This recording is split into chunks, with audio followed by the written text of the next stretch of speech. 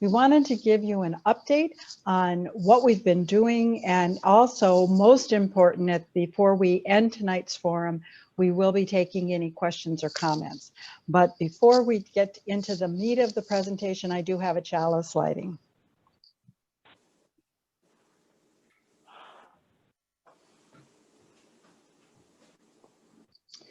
So this reading is from the Reverend Margaret Weiss. It's entitled, "The Church Has Left the Building." The church is not a place, it is a people. The church is not only a steeple above the tree-lined streets and cars. Rather, it is a people proclaiming to the world that we are here for the work of healing and of justice. The church is not walls built upon stone, held together by mortar, but rather person, linked with person, all ages and genders and abilities. A community built on the foundation of reason, faith, and love. The church is not just a set of doors opening on Sunday morning, but the commitment day after day and moment after moment of our hearts creaking open the doors of welcome to the possibility of new experience and radical welcome. The church is not simply a building, a steeple, a pew. The church is a gathering together of all the people and experiences and fear and love and hope in our resilient hearts.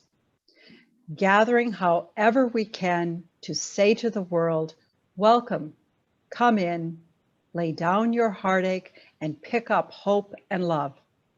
For the church is us, each and every one of us together, a beacon of hope to this world. So, welcome.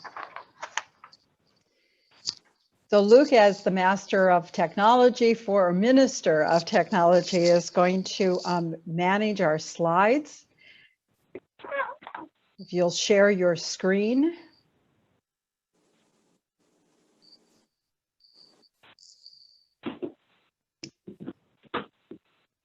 So, oh, it's not November. So that's the second typo on this set of slides. We used the same set of slides for those of you who were here last week for the board update. So my apologies. We haven't gone back in time. This is not the year of wanting to take any more time, spend any more time in a pandemic environment. Next slide. So again, welcome and a chalice lighting. So our committee started working in October of 2018. And this slide talks about the activities that took us up to that eventful time in March when we realized that our world was going to change because of the pandemic. So in that time frame before the pandemic, we conducted a congregational survey with 204 unique responses. This is responses from members as well as friends of the congregation. Your team visited 5 new or remodeled churches, Duluth, Unity, Wayzata, and White Bear Lake. We did those in person, as well as then Iowa City through a virtual tour simply because of the distance. We requested an initial appraisal of our building just to find out what it might yield if it were put on the market.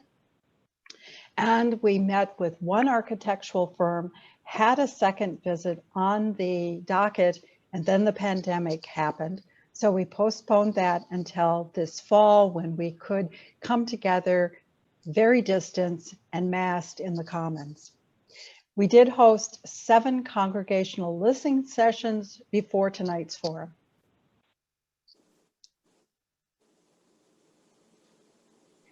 So the people who we met with when we visited the sites were very generous with their time. Sometimes we needed to, the meetings went many long hours, and they were very generous also with their advice.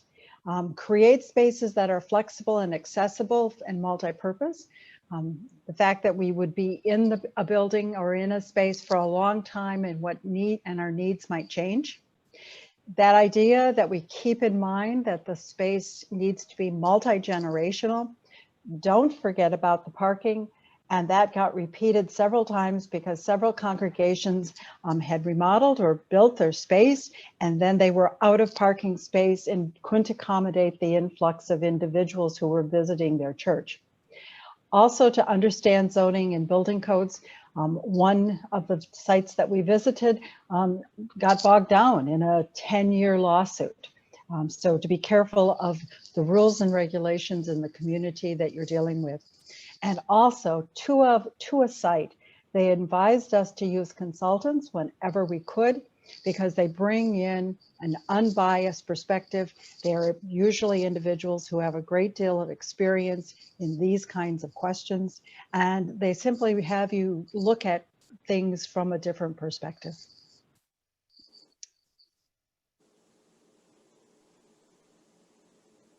So, Gail will cover this information.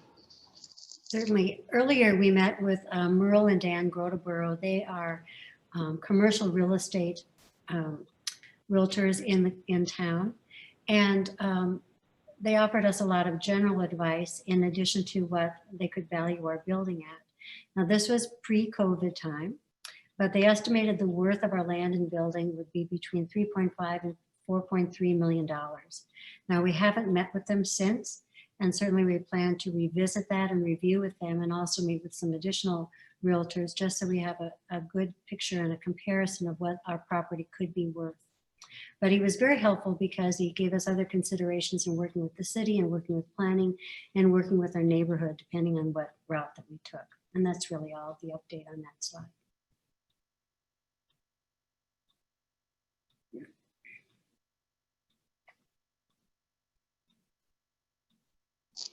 So George is going to cover our visits with the architect, and then Greg will cover our visits to possible property locations that we have just simply walked about over the last few months. And then we'll come back to Gail for some information about resources that we could draw upon. Okay, just to kind of go back, last spring we met with the first architect, is HGA. They're out of the Twin Cities, and we met with Joan Serrano and John Cook. They came down on February 14th so they could do the site visit. And then a couple of weeks later, we received their preliminary observations on February 26th. And then they put together a real nice build new versus renovate kind of very high level cost comparison, but there was good detail in that. We received that the next day on the 27th. And all of that occurred just before the community forums we had back on March 1st and March 4th. And I think we included some of that information in that forum, but this is just kind of a review of that. So when they came down and went through our surveys, they kind of distilled down 6, I'll call them principles or focus items that they were hearing from the surveys. And these were light, garden, beauty, invitation just once, gathering, and green, sanctuary. And that was kind of based on their walkthrough and the surveys. So in the letter that they sent, their preliminary observations on the 26th, the next 4 bullets are kind of high-level summaries of some key comments. The physical barriers of the building are not welcoming. Locating parking, reception / entry, sanctuary, and commons area on one level would require demolishing the entire building.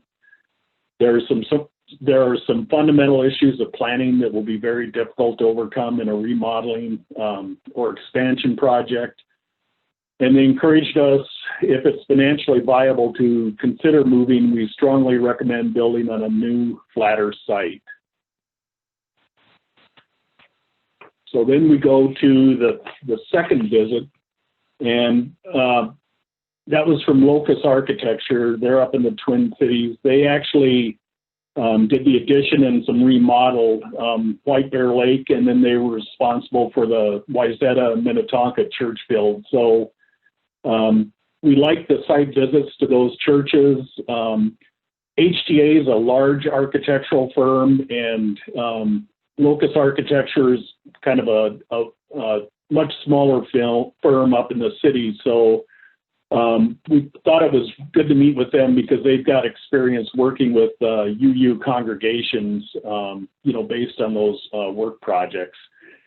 We wanted to get them down here before the snow flew, which ironically, how warm it's been.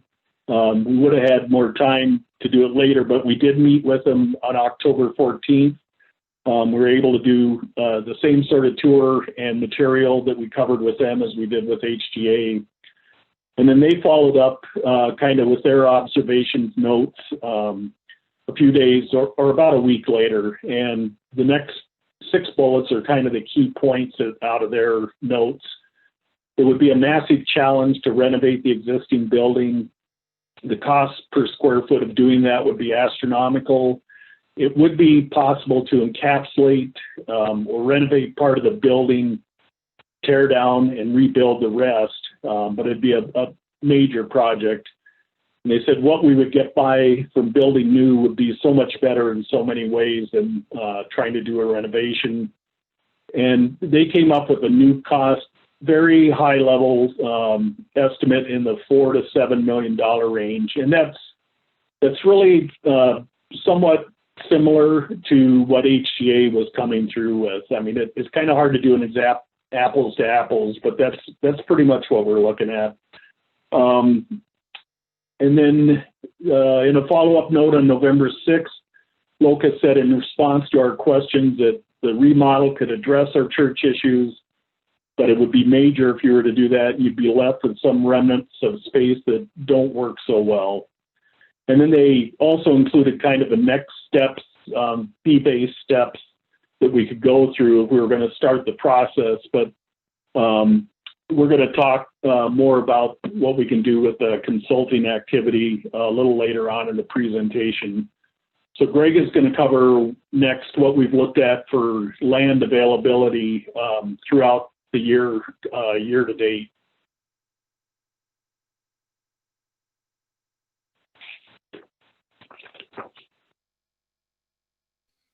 Oh, hold on, Greg. I'm going to unmute you there. Should give you the option. There you go. There you go. Yep.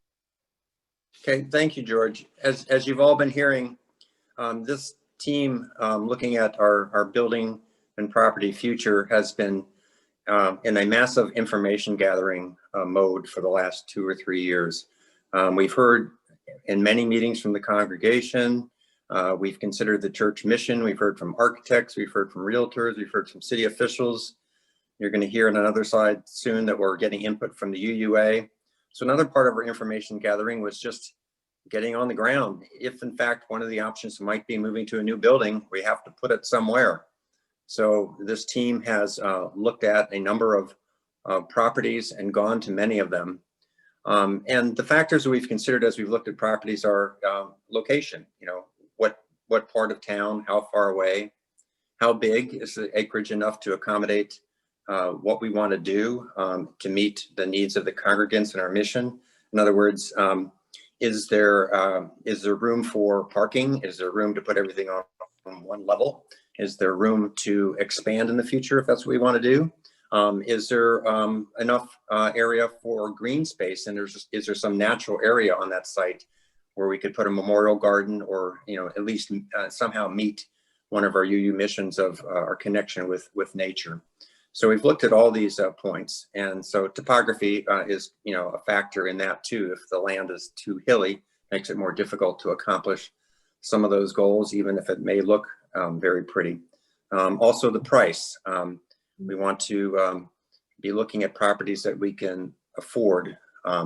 We also looked at other due diligence research, means things like are utilities hooked up? Will they be hooked up soon in the future?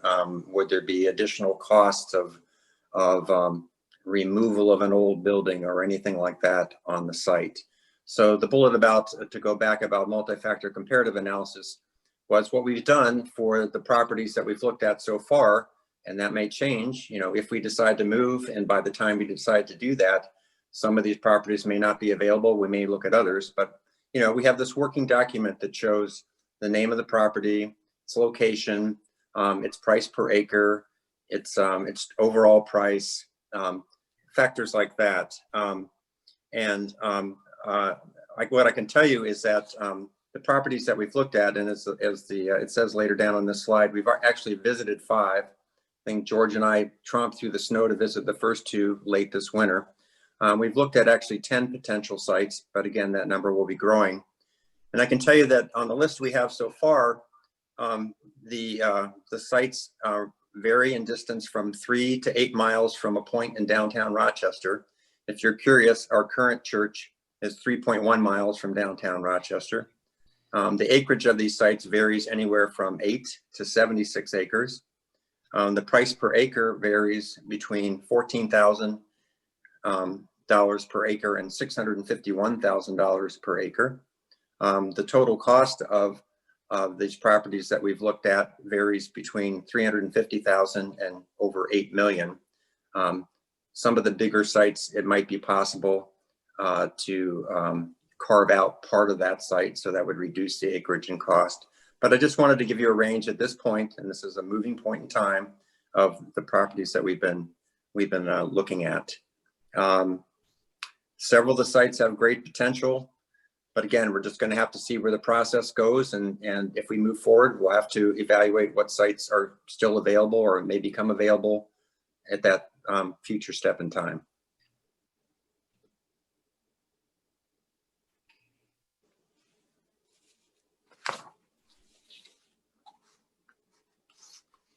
Okay, so the next thing that happened is that we had the opportunity to meet with Rachel Maxwell, who is a consultant with Stewardship for Us. It is a consulting firm that works with the UUA, and they only work with Unitarian Universalist churches on their capital campaigns. So she worked us through the process of what that would entail to use that particular service. And it breaks down into 3 specific phases. So the first phase is called the Next Step Weekend. And this focuses on the overall organization and financial health of our congregation, including a readiness to support a prospective capital campaign. So prior to this visit, and this would be done virtually because we're in the time of COVID, we would send to her 2 weeks ahead all the information on our finances, our stewardship, our pledging, our membership, our program, our staff, bylaws, church history, community engagement, outreach, annual reports, newsletters, weekly e-news, website information, any relevant material that we've gathered through this building and visioning process, and anything else that she asks for. She reviews that, and then she will take a week. It's called a weekend, but in COVID time, she would do this over a week time. She will have conference calls with leadership and various committees and folks that are representative of all aspects of congregational life. And after she has gathered all that information, she will have a presentation to the congregation at the end of that week, usually after a Sunday service. And that would be a question and answer time on Zoom that you could have with her. And 2 weeks following that, she has a written report that contains observations of strengths and any areas of concern or any places to improve, and recommendations for actions that meet any of the goals that we've established. And the benefit of having an outside consultant at this phase is that we have an independent professional that meets with us to understand our culture, who understands our concerns and our hopes and our priorities. And hearing it from an outside person, hearing things that we are doing well, or even hearing areas that we need to improve is very beneficial for us at this phase. The cost of that Next Steps Weekend is $2,500. Now, if she were meeting with us in person, because she lives in Seattle, that would also include travel costs and other expenses. But because it would be done virtually, because we're not going to be meeting in person for some time, it would be $2,500. Then what happens, generally 6 months to a year after this Next Steps weekend, our congregation would be at a point of readiness, and she'll help us determine that with this Next Step weekend, whether we voted to stay or go, or whatever our plans are to be. And depending on what those plans are, then we would secure an architectural firm for drawings of what we're going to do, if it's a remodel or a new build, for example. If we were going somewhere else, we would have looked at property. So we'd have some plans for that individual to base the next phase on, and that's the feasibility study. Now that phase, the timing of that is going to be really different because of the COVID, because that has to be an in-person meeting. And it generally takes her at least 6 days, and she meets with 20% of the congregation. And this process isn't new. We did this last time we had a capital campaign. It works very successfully because you have an outside consultant then that assesses just how much we can raise.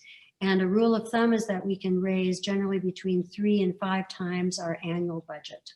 And that's the amount that we could successfully raise within a capital campaign. And they're pretty accurate. The last capital campaign we had, we were just in a few $1,000s of our goal. So I think it's well worth that time and effort. The total fee for that, she ballparked it based on our membership, and would be about $10,000 plus travel expenses for airfare, hotel, meals, a rental car, that kind of thing. Then the final phase would be the actual capital campaign.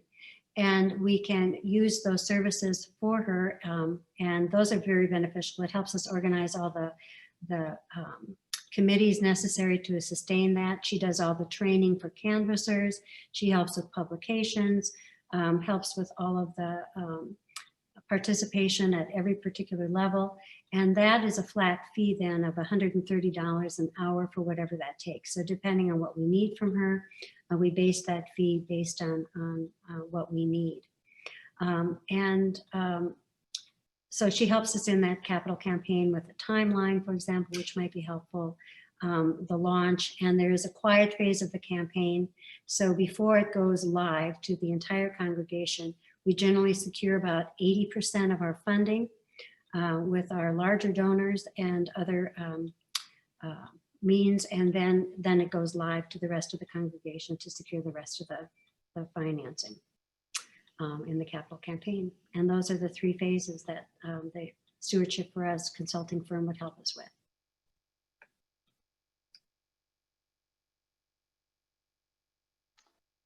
So we are on December 9th, the opportunity for tonight to hear your comments as well as your questions.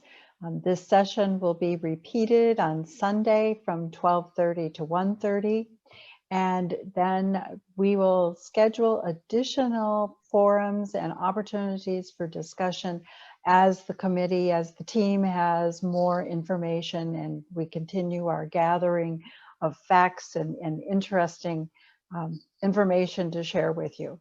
So this is then, as we're looking at 7 o'clock and we're still trying to make sure that we're finished with the forum by 7:15. I'd like to make sure that there's time for you to ask your questions and offer any comments that you have for our group.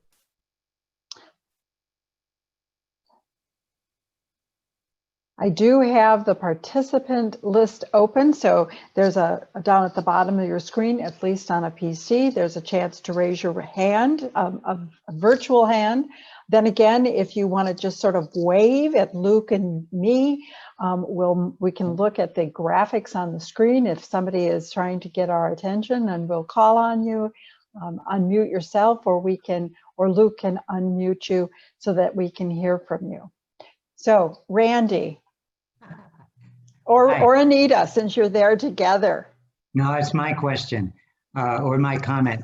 When looking at potential sites, I hope that you'll be looking at availability of like public transportation and also closeness to bike routes to make it easier for people who might want alternative transportation. I just have a question. It has to do with the sale of the property that we currently are in, and wondering what the realtors said, like how somebody who's going to spend that much money on that land and building what they might do with it, and would we have pushback from neighbors for a sale of the property based on what a developer, it's kind of a curiosity question. Sure. I can take that one.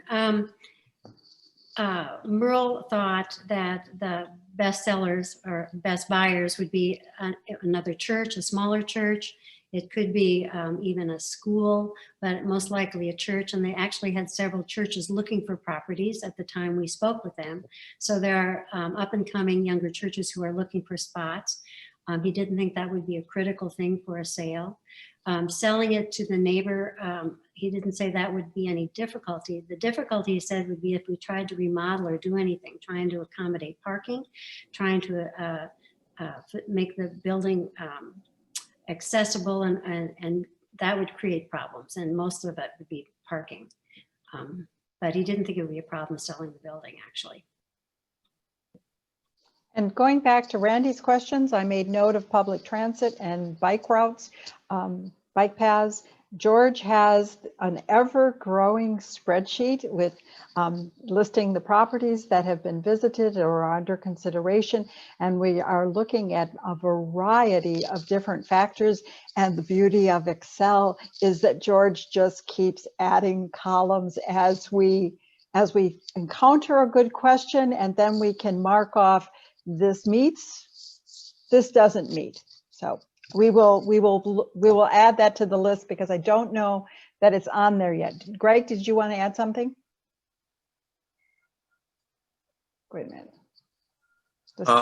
Randy, you asked a good question. Keep in mind that however we consider the availability of public transit to a site that we might move to, there's no guarantee that that will exist in future decades. You know, with climate change or whatever, we may have different transportation modes. And there's no guarantee that just because a site doesn't have transit now, it may not at some point in the future. So that's kind of a wild card. It's something definitely to consider, but it's no guarantee because we don't control that. There was a question in the chat from Sarah that you may have seen. Does the committee have any gut feelings about should we stay or should we go? The $1 million question. So I'm trying to, Sarah, thank you. That truly is the $1 million question. We are a team that is working on your behalf to gather information in this discernment process.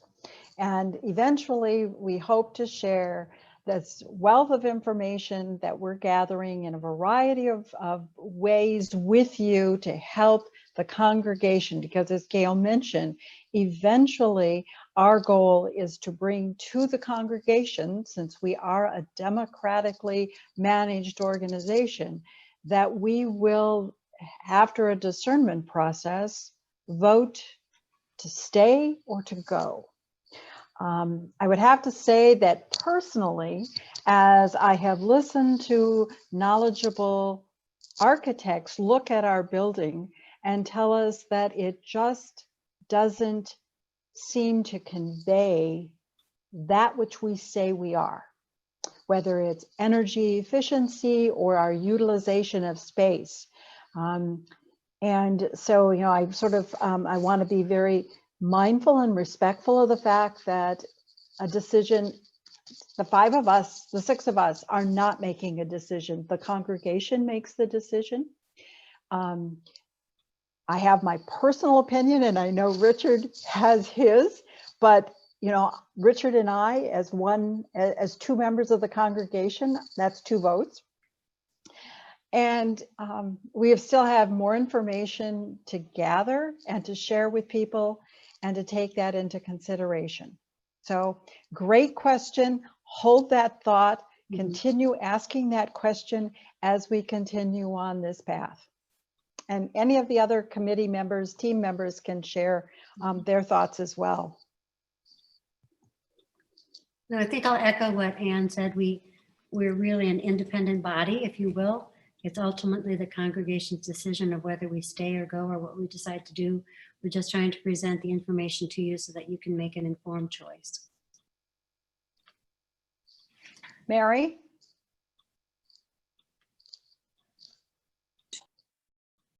Mary, I'm trying to find your name on the list so that I can unmute you. I think you're unmuted now, Mary. I think I did.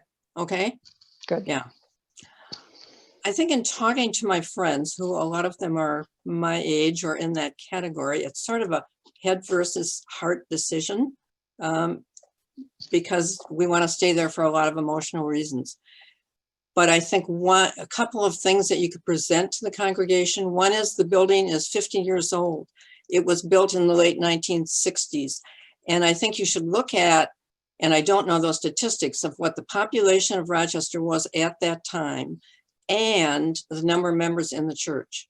And what is the population of Rochester now and the members in the church? I mean, we are a rapidly growing community. And we've got to look at what the church should be or needs to be in the future for families and people probably under the age of 50 or 60 at least, not those of us over 60. I mean, we want to stay for a lot of emotional reasons of people we knew in the church, what went on there, all those kinds of memories, but it doesn't make sense. And even if we remodeled to make it more accommodating or bigger, the parking is an issue. Mm-hmm. So sort of thinking of it, I guess, with some of those things in mind. Thank you, Mary. We know as we've done the 7 previous forums, there is a lot of emotional ties to this building, wonderful things, marvelous experiences, sadness also has happened in our lives in this building. And so it's difficult to think about moving.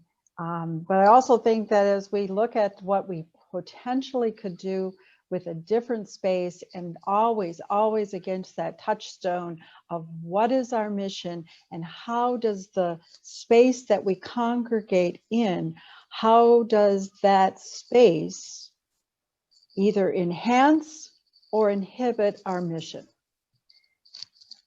Are there others? Kathy and Mark.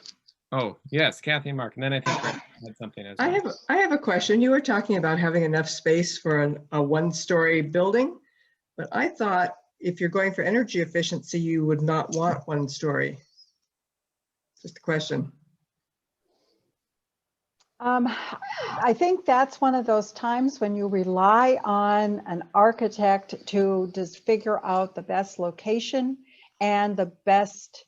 We would put together a list of requirements and factors. So high on our list, we already know from the survey that we did is a green building or aspects of green technology, and whether or not the architect then recommends multi-level, which then adds in the expense of requiring elevators for mobility issues, or whether or not it's more energy efficient because of construction methods and materials to go flat. That is not something that I have any knowledge of, and I think we would have to really depend upon the environmental scientists, the environmental engineers, and the architects to figure out what is that blend that enables us to be both energy efficient as well as good stewards of the land in which we are. But Kathy, I'll make a note, 1 story or 2 stories. Can I add something, Ann? Sure. Sure, that was a great recap. I don't know that the architects were saying that every single square foot had to be on 1 level. But if you look at our current building, somebody comes in, they're on 1 level in the foyer. They can go down a level to the commons, they can go up a level to the sanctuary, they can go to a different level to get to the conference room and RE wing. I think what we heard from the architects is that you have, for people with mobility issues or newcomers, it's confusing and inconvenient to have that many different levels. That doesn't mean that maybe you wouldn't have 2 RE levels, or there might be something else on 1 level, but by and large, it's a drawback to have things all over the place, up and down, like we do now. So I think that's where the comment about getting a lot of the stuff on 1 level comes from. this is why it's so good to have a team, because I had forgotten that, and yes, that's exactly right. And when the architects were talking to us, they were talking about what the advantages are if, let's say, your sanctuary is on the same level as your commons and your lobby, so that when you have that, coming of age service where it's overpacked, or a memorial service where it's just so big that that space can be used in a better utilization. So good thought, Kathy. I've made a note, but it's also thinking about it in terms of at least some of the spaces that right now in our current building are on different levels, and we can never maximize the fact that we would be as one group together. Yeah, no, that makes sense. It's just the way that Greg had initially said it. I thought that decision had been discussed with them and decided on. George wants to add something as well. Now? Mhm. Oh, okay. Can you hear me now? So one other factor is, it was interesting that I think both architects pointed out that we actually could get by on less total square footage by using a lot more flex space, in the building design. So it's not necessarily that we're looking at a bigger building per se, once they would get into that level of detail. So, I mean, that's good to know. We have a lot of wasted space in the current building, this kind of single use, and used very infrequently. And we have a question. Rhonda in the chat asked, is the team considering consulting with more architectural firms? Do you want me to take a shot at it?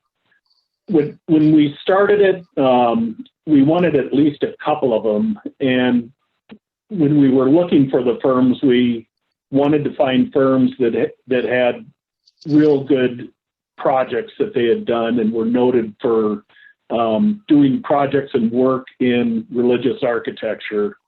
And I think everyone I think is pretty comfortable that HGA and Locus represent those values in that approach. There's a lot of firms out there that, this is my personal statement, probably are not at the same level as those two.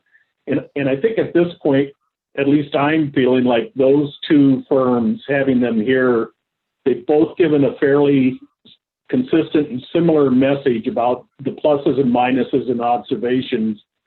And that I don't think we're looking at engaging a third firm at this point, unless someone feels quite differently about that. I'm not sure we would get a totally different reading if we brought in a third firm.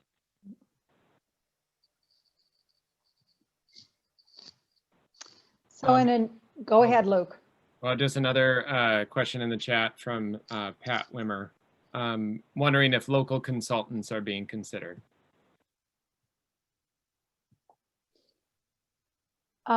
Certainly, Pat, if you have a name of someone that you think we should be talking to, we could consider that.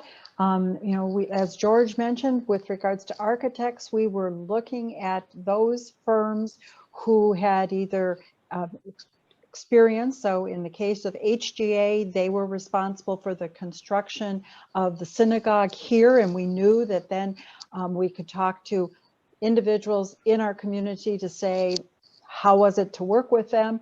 And then in the case of Locus, they had done the remodel and the new addition at White Bear, as well as then they were responsible for the Wayzata Church. And so we were looking at those individuals where we knew we could get to people to check personal references and not just names on a sheet. So if you have individuals that you would like for us to consider talking to, certainly share those names with us. Go ahead, Pat. You unmute. There you Okay. go. There we Okay. go. And I think HGA is fabulous. So the woman from Seattle, is there anyone akin to her that's local? And I apologize, I missed the very beginning. Maybe you talked about that. I was specifically thinking about that. The consultant from Seattle is with stewardship for us, the UUA consulting firm that operates Capital Campaign. It's not, she's not an architectural. No, well, I knew that, but okay, so that's why. Right, you and we're working with folks that, it's helpful to work with consulting firms that work solely with UU churches. Okay, And they understand our good. Thank culture, you. and I think it's helpful.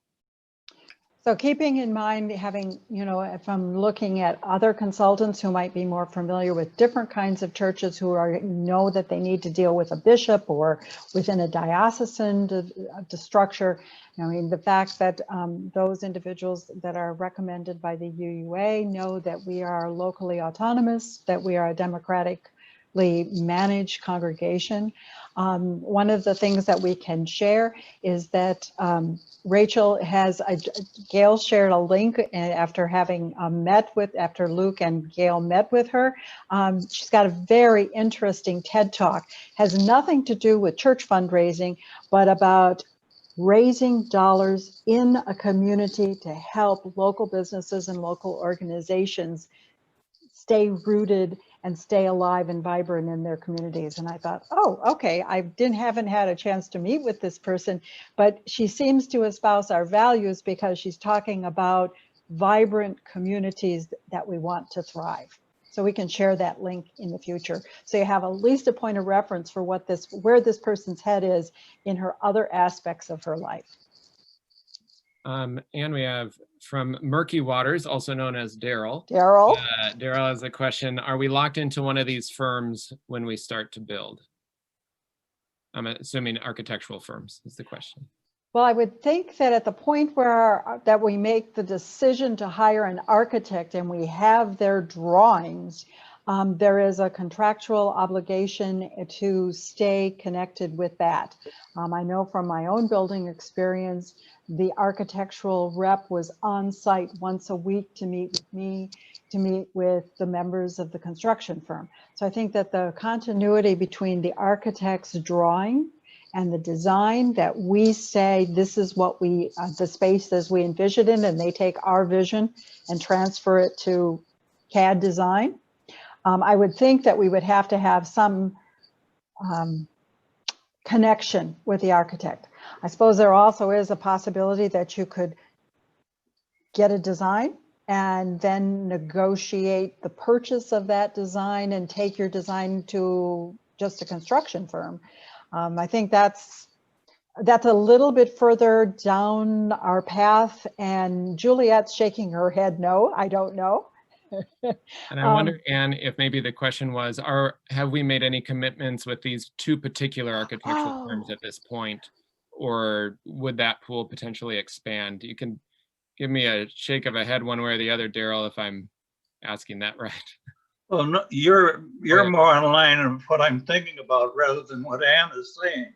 Okay. I'm saying, are we locked in with these two or one of these two firms to be our building designer, or are we going to be able to go out and search the area for architectural firms to design a building we want if we decide to go out? As we started with these two because we had points of reference. We knew we could talk to people at White Bear that we trusted. We knew we could talk to people in Wayzata that we trusted. So we started with those two. We've gotten good advice from those two. There is nothing to say that we could not go further afield if we felt that we needed more or different information. So again, if you've got a architectural firm that you would like us to consider, please share that information with us.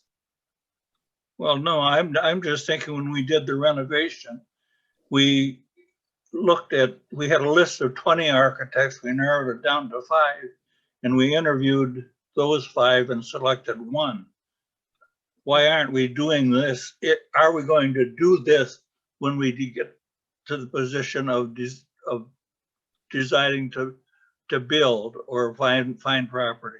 Or are we going to have to have one of these two firms carry us all the way through? I don't think that we know yet, Daryl. We haven't assigned a process. I would say that, you know, in knowing how democratic our congregation tends to be, a broader audience is probably a wise thing to consider. But by no means is the building team looking at only these two architectural firms. Gail, George, Greg, do you want to? No, and I think that's correct. I mean, we're not locked into these firms. These were firms that when we visited churches and they had designed those churches, we wanted to learn more about them. They had worked with the UU congregations there, and HGA has a presence here in Rochester. So it just gave us some basic information, and they were willing to come visit with us, come on site, take a look at our building, and give us a lot of good free information. So certainly we can branch out. We're not to that point of deciding anything, and but we got some good information from these two firms, which we were fortunate to do. But yes, we could start a larger search and look for those that have done congregational builds in town, you know, not a hotel build, but something that might work from there. So we're not locked into these folks. And then since George and Greg have done the most walkabouts, we have another question from Sarah.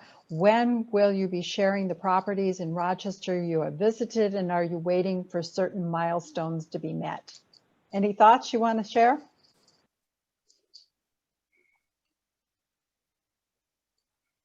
Do you want to take it, Greg? Oh, unmute. George, go ahead. You've got the mic first, and then I can add something. Okay. I mean, I don't see any reason why we couldn't, essentially it's in a spreadsheet form.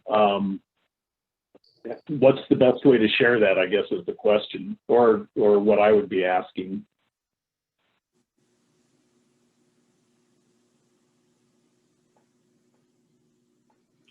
I don't know. I think another thing to consider, Sarah, is that this is an organic worksheet.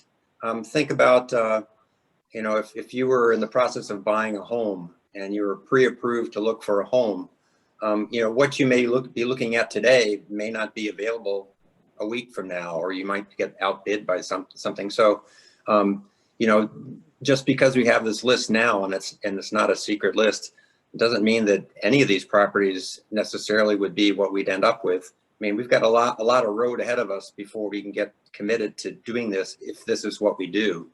So I wouldn't view this list as, boy, if we move, it's going to be one of these 10. Process still has to unfold a fair amount. So in the interest of time, my clock says 7:22, and I know a number of people have 7:30 meetings they have to go to. We need to end this connection and then move on to a different Zoom room. So these are good questions. I thank you most heartily for having attended tonight. Certainly, if you have additional thoughts, don't hesitate to send them to one of us personally.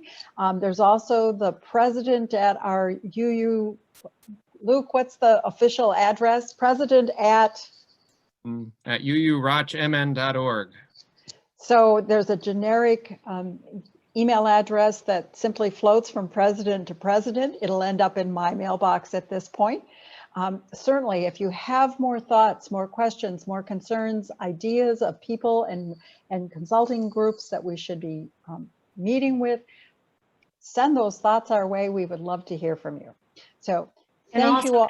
Oh, just a second, Ann. Go ahead. To add to that, Rachel's consultation will probably help us answer some of those questions too. If it comes up that I think we should be looking at this, or some other concerns, those will come out in that format as well to help us address some of these additional things. And the other thing that we have that is started is I don't want to call it a building program statement because it is by no means that. It is a bulleted list that as we have gathered information from the surveys, as we have taken notes at forums, as people have raised questions and they've said, these are things we want to consider, we're keeping those on a list. Some of them are very space specific, like more light in the sanctuary. Some of them are much more generic, like access to public transportation. And that's separate from the property list and spreadsheet. So there is a building wish list. It's not really a wish list. It's more of a, as people have commented on what they would like to see in a building, we've captured those, and it's simply a bulleted list, which we can share. I've sort of hesitant, I've been waiting to share it until after we sort of felt like we'd heard from enough people to feel like we had something of sufficient content to make you feel as if it was actually worth your time to look at. So I'm making a note to share list. Okay. Thank Great. you all for coming. Go ahead, Luke. Right, there's one more question in the chat if anyone wants to quick address it. Otherwise, we can take it to Sunday as well. But from Bill, or Linda and Bill Thompson, has there been any discussion on what might need to be done to the existing building to bring it up to code to make it more sellable? So I don't know if there's someone on the committee that could give a very quick answer now, but a question to consider. When talking with Merle and Dan Groteborough, the building would be sold as is. They didn't mention anything about changing anything or putting adding additional money into the building to bring it up to any particular code. But that's a good question. I think that's something that we'll write down and see if that's something that we have to do to make it sellable. But the initial conversation with them was that it would be sold as it is. In particular, thinking about, we know our roof is coming to end of life and could go anytime. And the boilers are kind of in that same condition. And we know that if we do anything else to the building, we would have to bring in sprinkler systems to make it up to fire code. So If you move the wall. He was aware that our roof has limited life expectancy, and with the age of the building, there would be aging things. That would just impact the purchase price. He said those things that would come down in the sale of the building, so we wouldn't have to update and spend that money. So all of those things, he said, would be negotiable kinds of things, but those are good points, Bill. So Bill, thank you for bringing those up. I can tell you that George and Greg, as property committee members, are regularly looking at and considering both those factors in our current building, and as we have visited other sites, they have been in furnace rooms and looking at the mechanics of other possibilities. So good question. And I'm sure Greg and George will be looking at future things from a property perspective. Luke, do you want to wrap us up? Yep, sure. Just to say, you can join the conversation again on Sunday at 12:30 if you want to see what other questions might come up in that session, or hear some of the information again. And join us next week for Carol Request Live with our musicians as we put them on the spot for something fun and ridiculous. And mostly be well. Thank you for being here tonight and discussing our shared future and figuring out what comes next. Thank you to the Building Our Future team for the extensive amounts of data collection and brain and heart wrangling through this process as we continue to move forward. So be well, stay safe. Stay out of the church, but show up online. Take good care, everybody. Bye-bye.